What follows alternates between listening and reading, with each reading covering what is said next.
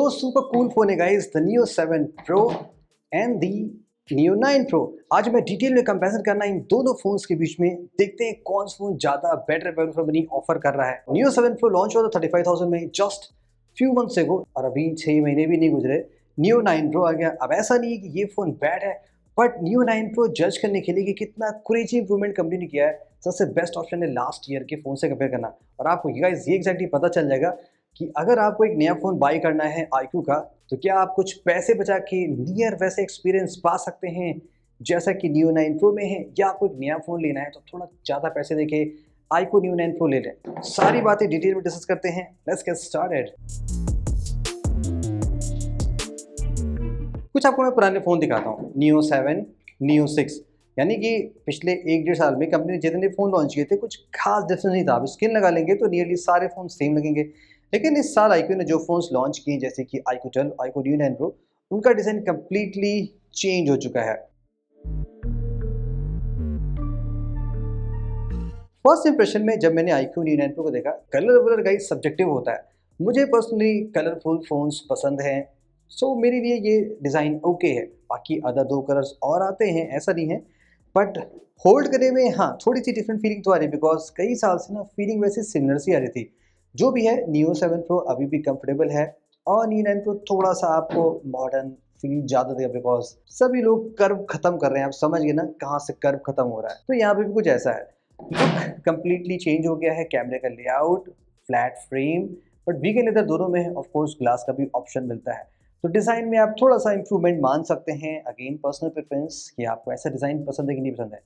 सारे cool features की बात करें तो सारे लेआउट्स, पोर्ट्स, सब कुछ सेम है, like IR blaster, no headphone jack, power button, volume button, speaker, सब कुछ एकदम एग्जैक्टली सेम में है। तो अगर आपके फिंगर्स प्रॉपर्ली एडजस्ट हो चुके हैं तो यहाँ पे भी आपको कोई दिक्कत नहीं होने वाली है।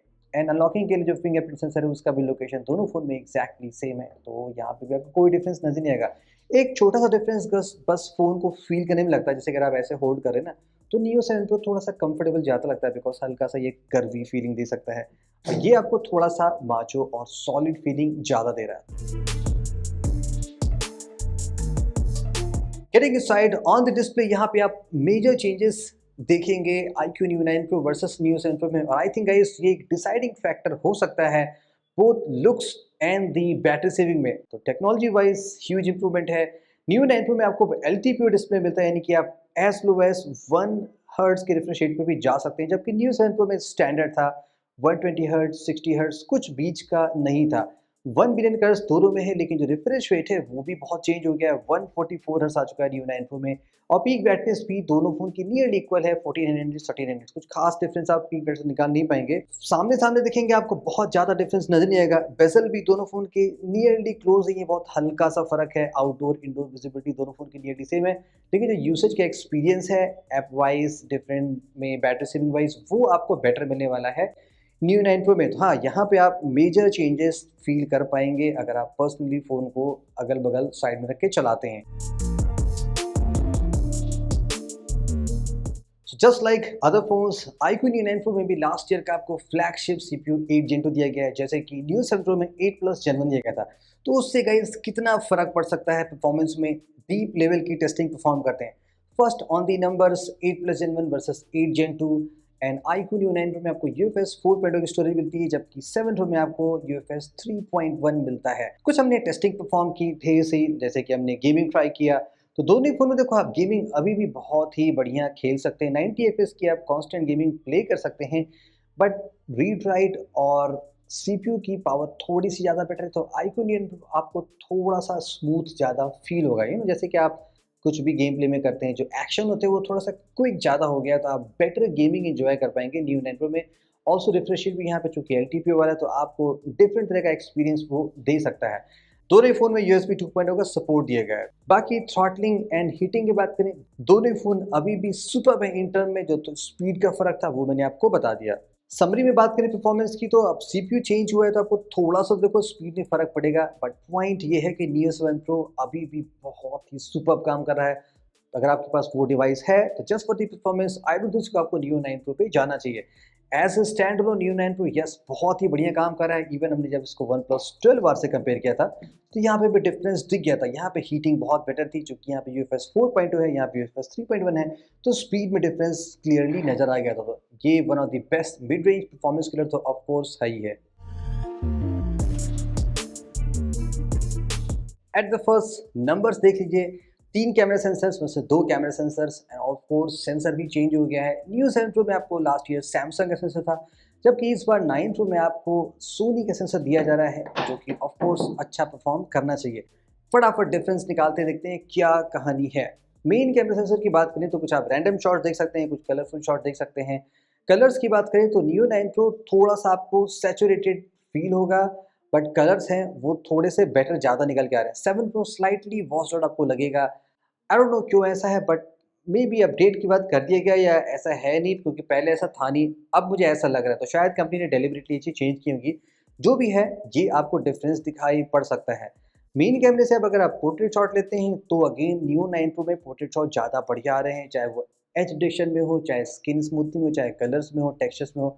9 प्रो ऑफकोर्स ज़्यादा बेटर आपको दिखाई पड़ेगा। लो लाइट की बात करें तो लो लाइट में देखो शॉट नियरली इक्वल आ रहे हैं। अगर आप 19-20 का फर्क मानना चाहेंगे तो सोनी के सेंसर थोड़ा सा बेटर आप मान सकते हैं, बट इतना ह्यूज डिफरेंस मुझे लो लाइट में नजर नहीं आया। जूमिंग कैपेबिलिटी दोनों फोन में नियरली सेम है, बिकॉज कोई भी ऑप्टिकल या पेरिस्कोप लेंस नहीं है। डिजिटल जूम में दोनों फोन नियरली इक्वल परफॉर्म कर रहे हैं। ऑन दी अल्ट्रा वाइड अब दोनों फोन में 8 MP है, तो जो एक्चुअल डिटेल्स आएंगे वो आपको दोनों फोन में नियरली इक्वल नजर आने वाले हैं, बिकॉज ज़्यादा पिक्सल्स है नहीं।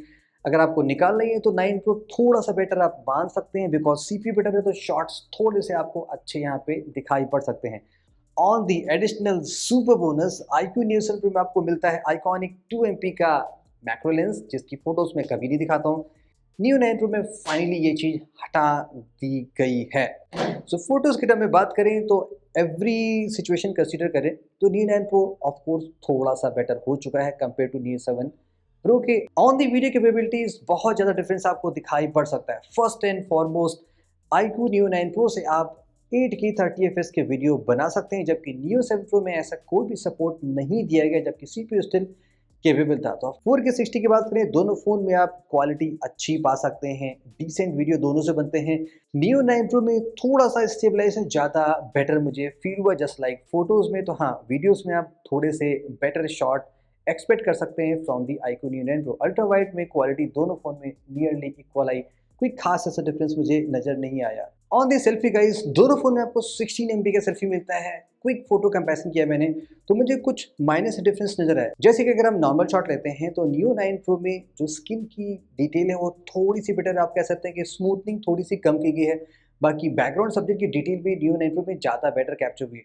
पोर्ट्रेट की बात करें देखो ब्लर इफेक्ट दोनों में तो सेम आया है, लेकिन again 7 Pro slightly washed out feel हो रहा है, जबकि 9 Pro अगेन थोड़ा सा शार्प बेटर डिटेल आपको प्रोवाइड कर रहा है। तो ये सेल्फी में भी थोड़ा सा इंप्रूवमेंट मान सकते हैं 9 Pro में। So on the camera verdict yes 9 Pro में इंप्रूवमेंट हुआ है। अगर आप वीडियोग्राफी ज़्यादा करते हैं तो 8K आपका बेटर हुआ है, अगर आप फोटोज ज़्यादा लेते हैं तो अगेन थोड़ा सा इंप्रूवमेंट आपको दिखाई पड़ सकता है। क्विकली अबाउट दी सॉफ्टवेयर, चूंकि दोनों फोन में आपको फन टचवेस दिखाई पड़ेगा तो कुछ आप खास डिफरेंस अगर वहाँ भी निकाल नहीं पाएंगे। जो मेजर डिफरेंस आपको दिखाई पड़ेगा वो है सॉफ्टवेयर अपडेट की पॉलिसी में। iQOO Android 13 से लॉन्च हुआ था, हमें Neo 7 Pro Android 14 आ चुका है। Neo 9 Pro out of the box Android 14 है। तो दोनों फोन में अपडेट्स की बात करें तो डेफिनेटली Neo 9 Pro आपको थोड़ा ज़्यादा लेके जाएगा।